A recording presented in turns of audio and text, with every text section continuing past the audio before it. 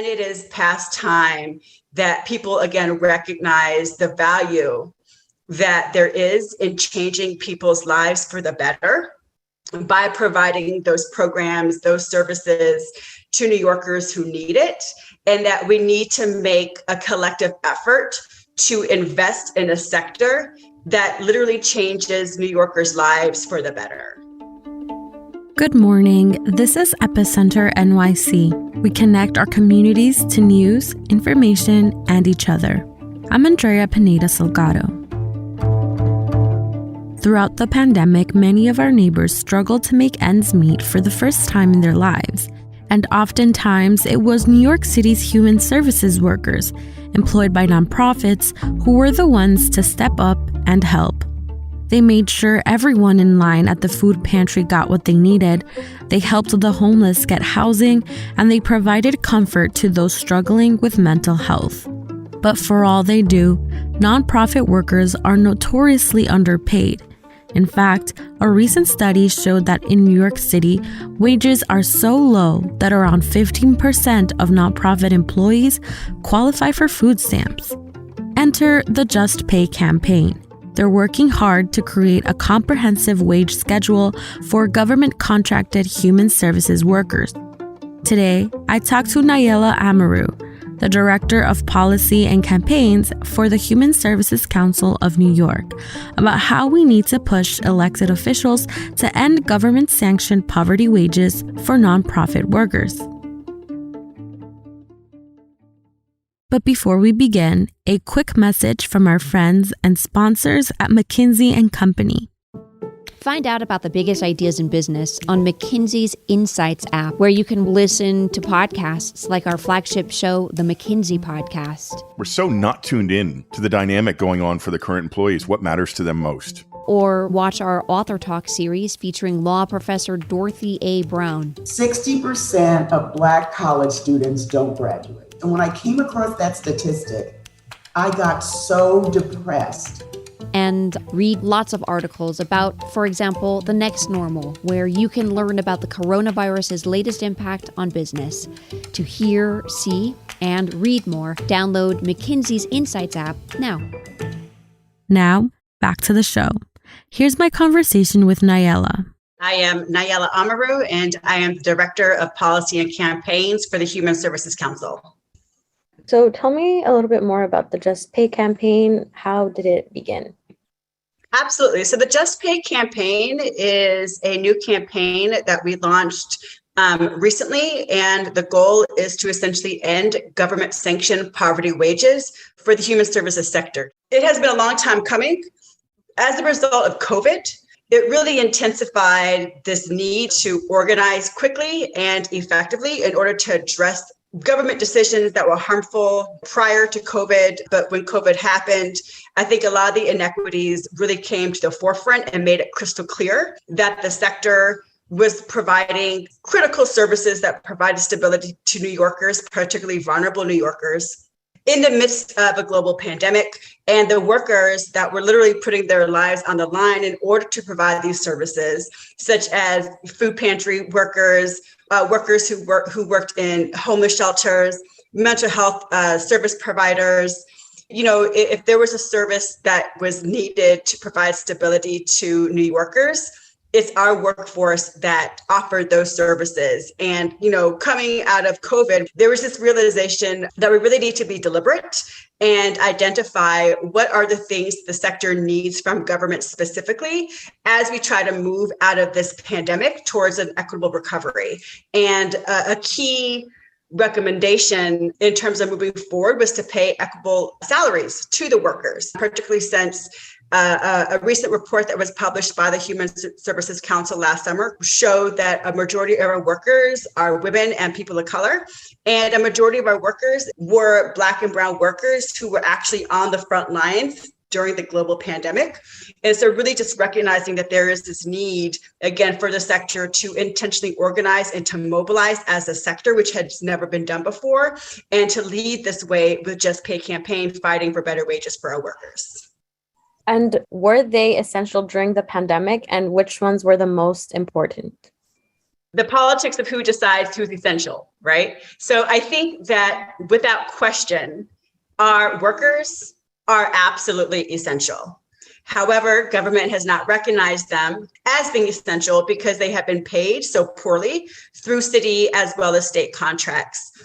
Our workers were literally the ones who were feeding our hungry, who were housing our homeless, who were providing stability and comfort and security to folks who were having mental health episodes. And so when we're talking about who is the most essential, we have to really take into consideration who are the people who left the safety of their homes every day to go to their jobs, to provide safety and security and stabilizing services to New Yorkers who were also, again, experiencing instability in their lives for a variety of reasons. But our workers are literally the workforce that are the safety net for, New Yorkers who need it across the city and across the state, and they are all essential. Where do they get funding for their paychecks?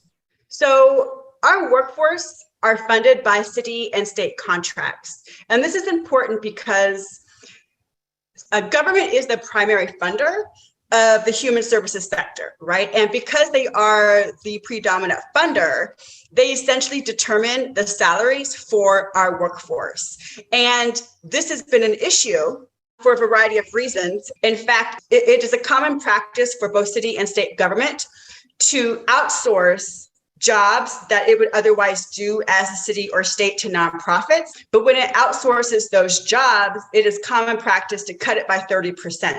And the government would tout this as a government savings.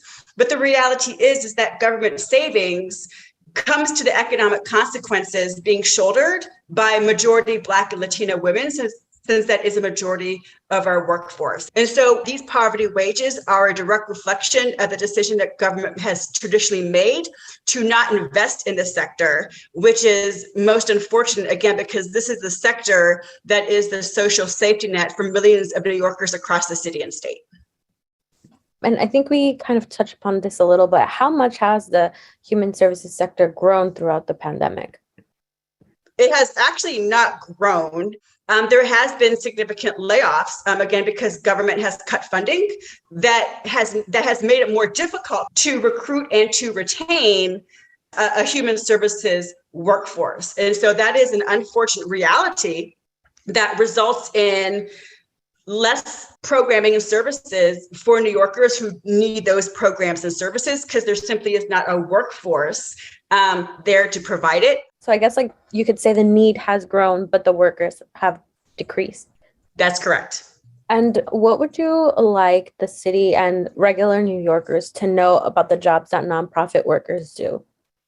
I would like the city and state government and the general public to recognize that nonprofit workers are the people that provide stability to New Yorkers who need it most. Right. And I think that this is important, especially at this moment of time when we're talking about equity and racial justice, trying to move out of this pandemic as a city and as a state and as a nation. We need to recognize and value the amount of work and commitment that our workers go to their jobs every day, that they're underpaid to do, and go above and beyond, every day to provide, again, stability and security to New Yorkers, millions of New Yorkers across the city and the state. And it is past time that people, again, recognize the value that there is in changing people's lives for the better by providing those programs, those services to New Yorkers who need it, and that we need to make a collective effort to invest in a sector that literally changes New Yorkers' lives for the better. I also spoke to Benice Mack. Benice has a master's degree from Binghamton University and is now working as a project coordinator for the nonprofit Chinese American Planning Council. Her salary is $50,000 a year. Benice decided to pursue a career in the human services sector in July of 2021 amid rising anti-Asian sentiment. And while she's passionate about what she does, there are days she doubts her career choice. My name is Benice Mock. My pronouns are she, her, hers, and I work as a project coordinator at the Chinese American Planning Council. My program is called Mobility Labs, and essentially we strive to understand how to sustainably lift individuals out of poverty. Just tell me a little bit about how you started working there. How long have you been there? Yeah, so I pursued my master's in public administration and I graduated during the pandemic, actually. So it was December 2020. I remember sitting in like an online Zoom class and being like, this is the most horrific time to enter public service. And it was like so overwhelming because there's so many different things that were going on that we've never really experienced before. And it really made me start to question, like, does anything I do will ever matter in terms of like public service? And during that time, I remember feeling like really overwhelmed. So instead of kind of like sitting at home and doing nothing, I decided to volunteer virtually online. I worked with Cove, community of volunteer educators. And then that was when it was also the census. So I also worked as an enumerator with the census just because I understood how important it is in terms of, policy advising, as well as it was the 2020 presidential election. So I also signed up to be a poll worker. So from there, I did a lot of like different things of like community engagement in that time. And I also signed up to be an AmeriCorps Vista member with Throw NYC. And from there, I was also looking for full-time positions. And it wasn't until the increase in hate crimes within the AAPI community that I approached public service from like a racial perspective.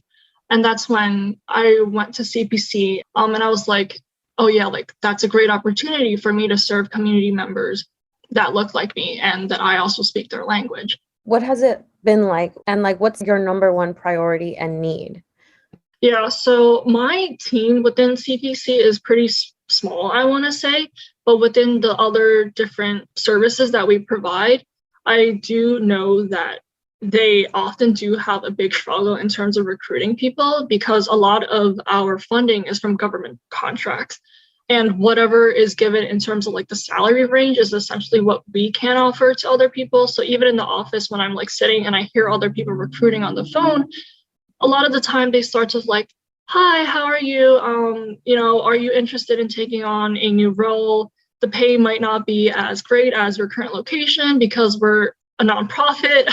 And it's funny because I feel like when we say that, it's almost as if the fact that you work for a nonprofit means that you have to kind of have that differential and like compensation based on the type of work that we do. And it's been hard, I guess, because I had a really rough time really deciding that I do want to pursue a career in public service. And to me, I know that this is the field and career that I want to pursue. But at the same time, does that mean that I should be penalized? That we should be penalized for choosing a career in this sector? And I argue no. And working in an environment when we're constantly underfunded, understaffed, it's not healthy for anyone. And how did you get involved with the Just Pay campaign? Yeah, so I know within CPC, we have always been a supporter of the Just Pay campaign. And when the rally was coming up, that's when Carlin reached out to me to invite me to speak at the campaign and rally. And that's how I got involved with it. But I do know that CPC recognizes that whatever is given on government contracts a lot of the times is not a great representation or reflection of the work that our employees actually have to do. So that's why we've been always advocating for higher wages for human service workers and just connecting with other organizations that also value that as well. Would you mind going into depth on like how much you get paid? Is that enough? Where does your paycheck go to? Yeah, so for me, I get paid roughly 50-ish K, and a lot of it goes to, like, so I still live with my family, so it goes to, like, paying really to, like, support family in terms of, like, rent, housing, electricity bills, things like that. I also recently came out of my master's program, so a lot of it also does go into like paying back student loans as well. And I've just been trying to save a lot more in terms because the pandemic has taught us that like anything could really happen at any time. So what I have been trying to do is really learn how to, I guess, budget and be more financially literate in terms of what it means to balance saving for the future, but also making sure that all my needs are met at the moment as well. Is there anything specifically that, I mean, you would like to do, but you can't because of your current salary? Yeah, I think I would definitely want to go to therapy, just because of how emotionally like heavy this type of work is. When you work in like public service for an extended amount of time where you're always listening to community member stories of like the incidents that they have to go through, that's bound to be like a lot of emotional burden that we also have to carry as well.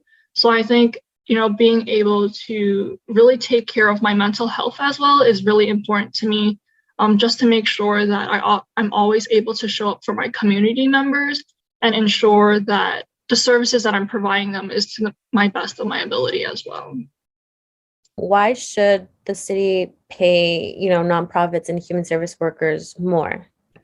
Mm-hmm. Yeah, I think we tend to forget that human services workers have been on the front line since the very beginning of the pandemic and even before. And we have to recognize that the individuals that are employed in these roles also have a family to be caring for.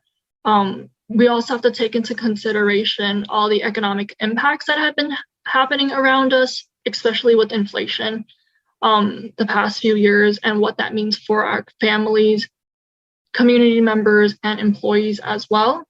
So it's very ironic that, being in the field of public service, even though we do get paid, we're also in need of the services that we help our constituents and family members apply for as well. Our neighbors like Benice, who have devoted their lives to helping disadvantaged New Yorkers, now need our help. Here are a few ways you can get involved. First, share your own story. If you or someone you know worked in a nonprofit during the pandemic, let people know how the underfunding impacted you. You can also write letters to your senator, assembly member, and council member and ask them to support the campaign. We've added links in our show notes where you can find out who your representatives are if you don't already know. Above all, it's important to simply recognize the hard work of human services. After all, New York City wouldn't be what it is now if social services hadn't come to the rescue during the pandemic. Make sure to check out our show notes for more information and resources related to the Just Pay campaign. Finally, before we go, a weekly segment with our community manager focused on COVID-19 here in New York City. The federal funding that covers the costs of COVID-19 testing, treatment, and vaccine administration has officially dried up. This puts uninsured individuals here in New York City and across the country in a position where they'll need to start paying out of pocket for any COVID-related healthcare services. That is, unless Congress passes the White House's request for billions more in COVID relief. So, what do these costs actually look like for uninsured individuals? The good news is that the existing supply of COVID-19 vaccine doses remains free to all Americans. But what we don't know is how large the existing supply is. So, if you haven't already been vaccinated or boosted, now is the time. As for testing, uninsured individuals will typically need to pay between $100 and $200 per PCR test, depending on the location. The city may continue to fund vaccine events and testing sites like ours in Queens Village, but we have yet to hear back. Stay tuned. There's a lot of uncertainty right now. Will the additional federal funds make it through Congress? Will state governments pick up the slack? Will our uninsured neighbors be left behind? We'll keep you up to date. For now, if you need an at-home test, a vaccine or booster shot, or any other COVID-related resource, you can always reach out to me directly at daniel@epicenter-nyc.com. You can also call us at 917-818-2690 or click the link in our show notes for more ways to get in touch. For more ways to get involved in your community, visit us at epicenter-nyc.com. That's all for today. Thanks for listening. And thanks for supporting us as we do our best to support our community. We couldn't do it without you. And if you're not already a member, sign up today by using the link in our show notes. Our intro music is All the Pretty Horses by Karavika. You can find more of their music, links to, in our podcast description.